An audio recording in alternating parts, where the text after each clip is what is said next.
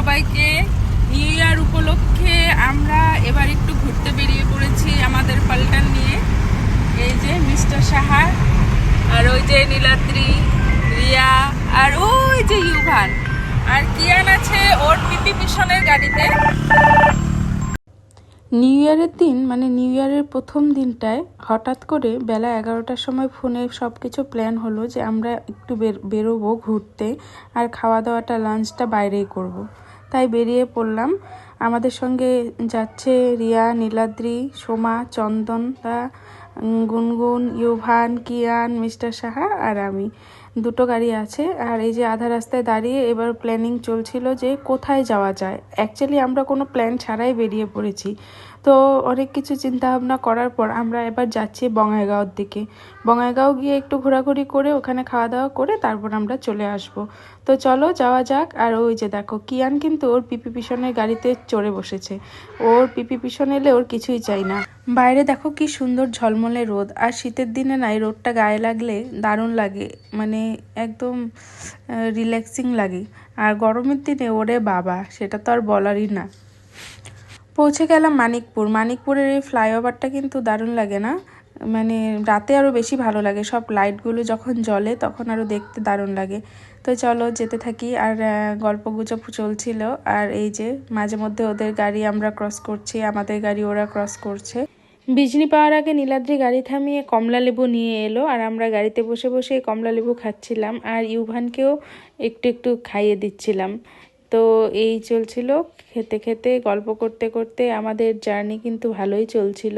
আর এইদিকে নীলাদ্রি আর রিয়ার টুরু লাভ শুরু হয়ে গেল, মানে একজন আরেকজনকে খাইয়ে দিচ্ছিল। ওরে বাবা, সে কি প্রেম! চলতে চলতে পাহাড়ের দর্শন পেলাম, আর পাহাড়ের দর্শন পাওয়া মানেই পৌঁছে গেছি, মানে খুব কাছাকাছি আছি বঙাইগাঁওর। আর কি সুন্দর লাগছিল পাহাড়গুলো দেখতে, একদম ঝলমলে রোদ, মানে দারুণ লাগছিল। আমরা কিন্তু ডিসিশন নিয়েছি আমরা বঙাইগাঁওর ভেতরে কি রেনবো রামধেনু না রেনবো ধাবা, সেখানে যাব। তো এটাই আমাদের ফাইনাল ডিসিশন হলো। ওখানে তোমার লোকেশনটাও ভালো ছিল, আর অনেক বড়, মানে ধাবাই বলো বা রিসোর্টটাই বলো, তো অনেক বড়। তো বাচ্চা কাচ্চাদের খেলার জায়গাও আছে, তো ওর জন্যেই আমরা ওখানেই যাওয়ার ডিসিশনটা নিলাম। আর সোমাচন্দনের অল্প তাড়াহুড়ো ছিল, তাড়াতাড়ি ব্যাকও করতে হবে, তাই অন্য কোথাও আর প্ল্যান করলাম না। নাহলে আর একটু অন্য কোথাও মানে একটু পিকনিক স্পট টটে যাওয়ার প্ল্যানিং ছিল, কিন্তু একে তো আমরা লেটলি বেরিয়ে পড়েছি। আর এখন বঙাইগাঁও পৌঁছলামই আমরা, এখন বাজছে 3টে 3:30। তো এখন আর অন্য কোনো পিকনিক স্পটে গিয়ে পৌঁছতে পৌঁছতে আমাদের কিন্তু 4টা 4:30 বেজে যাবে। আর এখন তো 4টা 4:30 বাজা মানে তোমার সন্ধে ভাব হয়ে যায়, অন্ধকার হয়ে যায়। তো এই জন্যই আর পিকনিক স্পটে যাওয়ার প্ল্যানটা ক্যান্সেল করলাম। আর এবার আছি বঙাইগাঁও ফ্লাইওভারে, আর এখানেও দেখো কি সুন্দর একটা ক্লক টাওয়ার। তো এটা আমি প্রথম দেখলাম, নতুন হয়েছে কিনা আমি ঠিক বলতে পারি না, কিন্তু আমি এবার প্রথম দেখলাম। আর এই ফ্লাইওভার দিয়ে বেশিরভাগ আসাও হয় না, তাই হয়তো আমার চোখে পড়েনি। ধাবাটা অল্প ভেতর দিকে, তাই ফ্লাইওভার পার করে একটা অন্য রাস্তা ধরে আমাদের যেতে হচ্ছে। আর সূর্য মামার অবস্থা দেখো, আর এই যে দেখো পাহাড়ের সাইড দিয়ে রাস্তা, এই রাস্তা দিয়ে আমরা এবার যাচ্ছি। আচ্ছা বলো তো, আমার মতন কার কার এরকম পাহাড় দেখতে ভালো লাগে? পাহাড় কিন্তু আমি খুব পছন্দ করি। এক সময় পাহাড় বেশি পছন্দ করতাম না, কারণ তখন আমার ভমিটিং হতো গাড়ি ঘোড়াতে চড়লে বা পাহাড়ে চড়লে। কিন্তু এখন এই যখন থেকে এই স্বভাবটা গেছে, তারপর থেকে যে পাহাড় আমার কি প্রিয় হয়ে গেল। এখন যদি আমাকে কেউ চুজ করতে বলে যে পাহাড় আর সমুদ্রের মধ্যে একটা চুজ করো, আমি কিন্তু পাহাড়ই চুজ করব, কারণ এত সমুদ্র দেখেছি যে সমুদ্র দেখার ইন্টারেস্ট আর নেই, এবার পাহাড়ে খেপেছি। তো এবার আমরা গাড়িটা পার্কিং করে নিলাম, পৌঁছে গেছি আমরা আমাদের গন্তব্যস্থানে। আর এই কাপলটা হচ্ছে আমার ওয়ান অফ ফেভারিট কাপল, কারণ এই কাপল মানে সোমা চন্দনের মুখে যে কোনো সিচুয়েশনেই একটা কোলগেট স্মাইল সবসময় থাকবেই। আর দুজনের মধ্যেও কিন্তু বন্ডিংটা সত্যি খুবই খুবই ভালো। আর এবার আমরা এসে গেলাম এই ধাবাটার ভেতরে, আর খুব সুন্দর করে সাজানো। প্রথম এলাম আজকে এই জায়গাটায় বা এই ধাবাটায় বলতে পারো। আর যে ঢুকতেই দেখতে পাচ্ছ, এখানে লেফট সাইডে ছিল ক্যাশ কাউন্টার, তারপর এদিকে অনেক বড় এরিয়া। তোমরা দেখতে থাকো কি কি আছে, সব কিছু একটু একটু শ্যুট করেছি। আর এই যে দেখো প্রথমে এখানে একটা, এই যে দেখো মাছের অ্যাকোরিয়ামের মতোই বলতে পারো, বা এমনি জলের মানে পুলের মতো, যেখানে মাছ রাখা হয়েছে। এখানে কিন্তু অনেক বড় বড় বলছিল মাগুর মাছ, নাকি মাগুর মাছ ছিল, আর চিতল মাছ ছিল একটা। আর এই যে দেখো মাগুর মাছ, কত বড় মাগুর মাছ দেখেছো? আমি জীবনে প্রথম এত বড় মাগুর মাছ দেখলাম। আর শুধু একটা দুটো না, অনেকগুলো মাগুর মাছ ছিল কিন্তু, আর একটা হয়তো চিতল মাছ ছিল। চিতল মাছটা আমি দেখিনি, কিন্তু মাগুর মাছগুলোই বেশি ছিল, তাই মাগুর মাছগুলোই চোখে পড়ছিল। তারপর আমরা একটু এগিয়ে যাচ্ছি, আর এই যে দেখো এই ধাবার ক্যাম্পাসের ভেতরেই তোমার আর একটা সুন্দর শিব ঠাকুরের মন্দিরও আছে। আর ওই যে দেখো ওই কোনোতে কতগুলা মাছ, একটু শ্যুট করে নিলাম। আর এরপর আমরা সামনের দিকে এগোচ্ছি, আর এগোতে এগোতে দেখি শিব মন্দির একটা আছে। তারপর এই যে রাইট সাইডে দেখতে পাচ্ছ, এখানেও তোমার খাওয়ার ফেসিলিটি। আর এই যে দেখো মন্দিরটা, এখানে প্রণাম টনাম করে তারপর আবার এদিকে চললাম আরও ভেতরে কি কি আছে দেখার জন্য। আগে এক রাউন্ড ঘুরে আসবো, তারপর কোথায় কোথায় কি কি, কোথায় কোথায় ফটোশ্যুট হবে, কোথায় কোথায় ভিডিও শ্যুট হবে, এইসব মানে ডিসকাস করা হবে বা ডিসিশন নেওয়া হবে। তো এইটুকু এরিয়া পার করার পর দেখতেই পাচ্ছো রাইট সাইডে তোমার টয়লেট এরিয়া গেল। আর তারপরে এই যে দেখো এখানে কি সুন্দর কত গাছপালা। আর যখন সন্ধে হয়ে গেছিল তখন তো এই গাছগুলোর নিচে দাঁড়ানোই যাচ্ছিল না, এত পাখি, এত পাখি, সন্ধেবেলায় এত পাখির আওয়াজ। আমি একটু একটু শ্যুট করেছি, পরে লাস্টে তোমাদের সঙ্গে শেয়ার করব। তারপর আসার সঙ্গে সঙ্গে আগে আন্ডা বাচ্চাগুলো এই যে দেখো খেলার এই সবে উঠে চড়ে বসলো। আর ওদের একটু সান্ত্বনা দিয়ে তারপর আমরা যাব ভেতরের দিকে, কারণ ওরা সেই গাড়িতে ওঠার পর থেকে বলছিল কোথায় যাব, কখন যাব, পার্কে। কিয়ান, বিশেষ করে কিয়ানকে বলেছি যে পার্কে যাব। তো এই যে ওর মাথায় ঢুকেছে যে পার্কে কখন যাব, সারাটা রাস্তায় মানে পিপি পিছনের মাথাটা নষ্ট করেছে যে পার্কে কখন যাব। আর গাড়ি থেকে নামার পর থেকেই বলে যাচ্ছে পার্ক কোথায়, পার্ক কোথায়, পার্ক কোথায়। তো যাই হোক, চলো এবার ওদের একটু সান্ত্বনা দিয়ে তারপর এবার একটু ভেতরে ঘুরে আসি, তারপর আবার ওদের সব কিছুতে চড়াবো। আর এই যে দেখো আমরা কি গাছের নিচে দাঁড়িয়ে আছি, কামরাঙ্গা গাছ, আমরা তো কামরাঙ্গাই বলি, তোমরা কি বলো জানি না, স্টার ফ্রুইট কামরাঙ্গা গাছের নিচেই কিন্তু আমরা দাঁড়িয়ে আছি। আর কত কামরাঙ্গা ধরে আছে। এই ধাবাটা ঘুরে দেখার সাথে একটা গান খুব শ্যুট করছিল, গো ফিরে যাও আরো গভীরে যাও। যতই গভীরে যাচ্ছি ততই মানে একটা একটা সুন্দর সুন্দর পার্ট দেখতে পাচ্ছি। এবার একটা সুন্দর এরকম একটা ব্রিজের মতো করা, সেটা পার করে ব্রিজের নিচে একটা পুকুরি বলতে পারো বা এটা বিলি বলতে পারো, এটা পার করে চলে এলাম আমরা আরেক সাইডে, আরেকটা এরিয়ায়। তো এখানে কি কি আছে চলো এবার এক্সপ্লোর করি। আর এখানে আছে তোমার সুন্দর পার্কিং এরিয়াই আছে। আর তারপর এই যে ফটোশ্যুটের জন্য সেলফি জোন, ফটোশ্যুটের জোন, তারপরে আই লাভ রামধেনু এরকম লেখা, মানে অনেক কিছু আছে। দারুণ লেগেছে, জায়গাটা খুবই সুন্দর। গরমের দিনে হয়তো আরও বেশি গ্রিন গ্রিন লাগবে চারিদিক। আর পিছনের ভিউটা তো জাস্ট অমায়িক। পেছনেও যাব, যেটা আমি ইউটিউবে দেখেছি, তো এবার সেখানে যাব। আর তারপর দেখো এই যে গুনগুন এবার স্লাইডিং করবে, আর গুনগুনকে দেখে কিয়ানো অস্থির হয়ে গেল, ওও স্লাইডিং করবে। তো প্রথমে এক এক করে সবাইকে স্লাইডিং করানো হলো।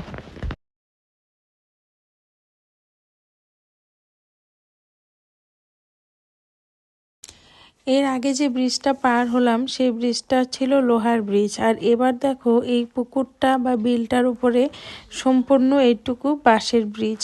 তো এইভাবে বাঁশের ব্রিজ দিয়ে এইভাবে রাস্তা করা চারিপাশটা আরও ঘুরে দেখার জন্য। আর এখানে কিন্তু মানে অনেক মাছ ছিল, সেই মাছগুলোকে খাবার দেওয়ারও ব্যবস্থা ছিল, হাঁস টাস অনেক কিছুই ছিল। তো বাচ্চা কাচ্চারা তাই এইসবই করছিল, মানে খাবার দিচ্ছিল হাঁস মাছ এদের। আর তারপর গুনগুন আর কিয়ান একটু দোল করে নিল, আর ওদের পাহারা দিচ্ছিল সোমা এখানে দাঁড়িয়ে দাঁড়িয়ে। তারপর আমরা আবার ব্যাক করে গেছিলাম খাবারের অর্ডার দিতে, কারণ খাবারটা তো তৈরি করতে টাইম লাগবে। তাই আমরা ভাবলাম আগে অর্ডারটা করে নিই, তারপর একটু ঘুরে দেখি। তো এবার আমরা আর ওই ব্রিজটা দিয়ে যাইনি, মানে বাসের ব্রিজটা দিয়ে যাইনি, তার সাইডে ওইভাবে রাস্তা ছিল, মানে শর্টকাটে রাস্তা দিয়েও যাওয়া যায়। তো সেটা দিয়ে আমরা যাচ্ছিলাম। আর যেতে যেতে রিয়া বলল ওকে একটা রিল শ্যুট করে দিতে, তাই ওকে রিল শ্যুট করে দিচ্ছিলাম। এখন 4টা 4:30 বাজছিল, আর আমরা ঘুরে ঘুরে দেখছিলাম, মানে অনেক বড়, বললাম না তোমরা ঘুরে শেষ করতে পারবে না, এত বড় এরিয়া। আর এবার এই পাশটায় মানে ওই যে দেখো আমরা কোন সাইডটা দিয়ে এলাম, ওইভাবে আমরা ব্রিজটা দিয়ে এলাম না এবার বাসের, এবার আমরা সাইডের রাস্তা ছিল তো সেই রাস্তা দিয়ে এলাম। আর এখানে মানে অনেক কিছু আছে, ফটো তোলার অনেক সুন্দর সুন্দর জায়গা, অনেক সুন্দর সুন্দর ডিজাইন বা জোন বানানো আছে ফটোশ্যুটের জন্য। আর এই যে এখানে দেখো চন্দন দাও আবার নিজের ফটো তুলে নিচ্ছিল। তারপর আমরা সব কাপলরা মিলে একটা সুন্দর রিল শ্যুট করলাম। অনেক টাইম লাগলো রিলটা শ্যুট করতে, অনেক কষ্ট করে শ্যুট করলাম, কিন্তু শ্যুটটা মানে মানে 80% শ্যুট হওয়ার পর রিয়া কিবা একটা টাচ করলো, পুরোপুরি রিলটাই ডিলিট হয়ে গেল, যার জন্য আমার মনটাই খারাপ হয়ে গেল। আর তারপর রিয়া এখানে ইউভানকে খাওয়াবে বলল, তাই আজকে আর কোনো রিলই শ্যুট করা হলো না। আমি ভেবেছিলাম একটাই শ্যুট করব ভালো করে, কিন্তু হলো না। লাঞ্চ করতে করতে অলমোস্ট সন্ধে হয়ে গেল। আর তারপর দেখো গাছগুলোতে পাখির আওয়াজ শোনো।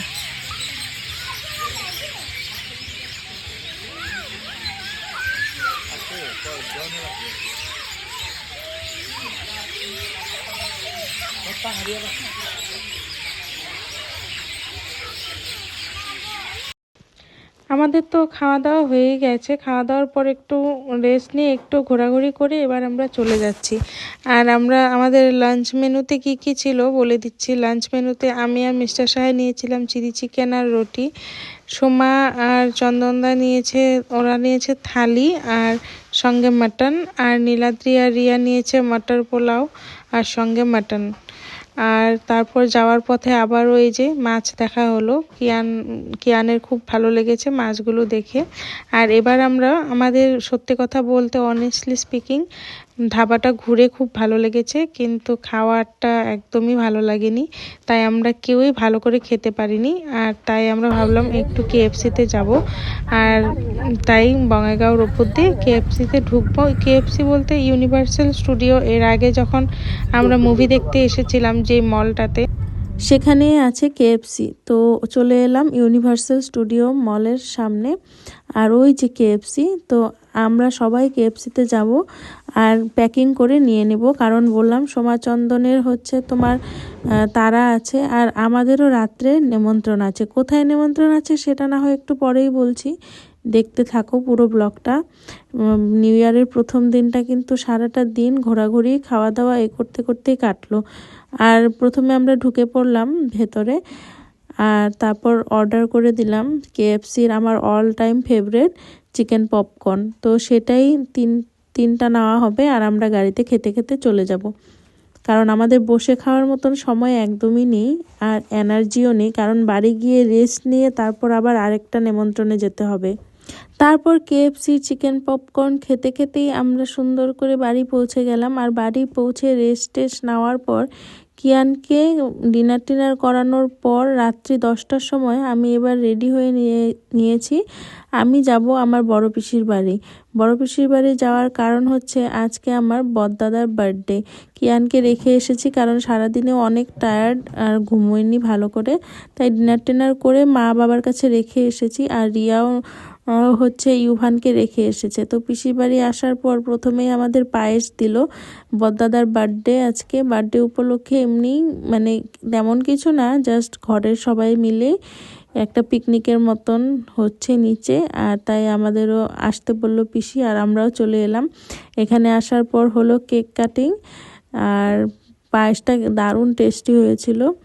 আর বড়দাদা আমাকে আগেই মানে দম দিয়ে রেখেছে যে আমার যদি কেক কাটিংয়ের ভিডিও আপলোড করিস তাহলে দেখিস তোকে কি করি। তো আমি বলছি আমি করবই, তুই কি করবি আমি দেখে নেব। তো এখানে সবার সাথে দেখা হলো অনেক দিন পর। বড়দিদির 2 ছেলে মানে আমার ভাগনা, তারপর সোনা দিদি এসেছে। তো এখন কেক কাটিং হচ্ছে, আর কেক কাটিংয়ের পর আমরা খাওয়া দাওয়া করে চলে যাব। এত রাত করে আসার কারণ হচ্ছে আমি পিসিকে বা বৌদিকে ফোন করেছিলাম যে আমরা তো আসতে একটু লেট হবে। তো বৌদি বলল কোনো ব্যাপার না, এখনও রান্নাবান্না কিছুই শুরু হয়নি, তোমরা আস্তে ধীরে রেস্ট নিয়ে রাত্রি করে এসো, কোনো ব্যাপার না। তাই আমরা লেটলি এলাম। আর এখানে আসার পর দেখি একদম ঠিক টাইমে এসেছি, কারণ কেক কাটিং টাটিং কিচ্ছু হয়নি এখনো।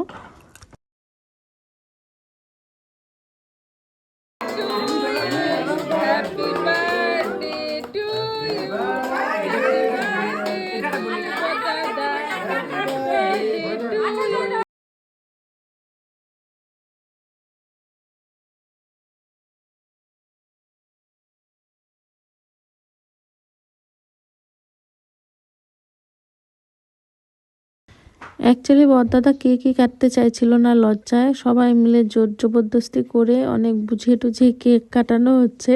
তাই আমাকে বলেছে ব্লগকে দিবি না, জানি না কেন। তারপর সবাই মিলে গল্প টল্প হলো, এবার এক এক করে সবাই বড়দাদাকে আশীর্বাদ করে নিচ্ছে। আর আমাদের এবার ডিনার দিয়ে দিল, কারণ আমাদের আর শরীর সাথ দিচ্ছে না, খুব টায়ার্ড আমরা। আমাদের ডিনারের মেনুতে ছিল ভাত, স্যালাড, বেগুন ভাজা, ডাল, কই মাছের ঝোল, কাতলা মাছের ঝোল আর চিকেন। তাহলে আজকের ব্লগটা এখানেই এন্ড করছি। আশা করি তোমাদের ব্লগটা ভালো লাগবে। যদি ভালো লাগে একটা করে লাইক করে দিও। দেখা হবে আবার নেক্সট ব্লগে। যারা ফার্স্ট টাইম আমার চ্যানেলে আমার ব্লগ দেখছো তারা প্লিজ আমার চ্যানেলটি সাবস্ক্রাইব করে দিও। সবাই ভালো থেকো, টাটা।